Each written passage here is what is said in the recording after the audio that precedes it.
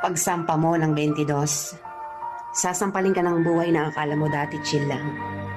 Malalaman mo na yung mga salitang hindi pinupulot ang pera, na dati ay naririnig mo lang sa mga magulang mo.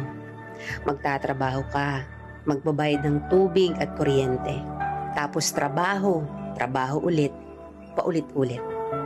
Mamimiss mo yung batang ikaw, musmos, walang alam sa mundo. May mga gabing bibilangin mo ang oras ng tulog mo kasi akala mo makakatulong ito.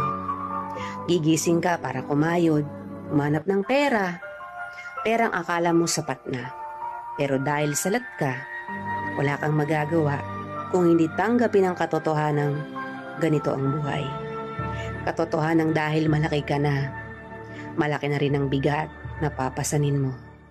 Dahil ngayong 22 ka na o 23 o 25 ka, malalaman mong hindi ka na lang nabubuhay para sa sarili mong pangarap. Real talk yan.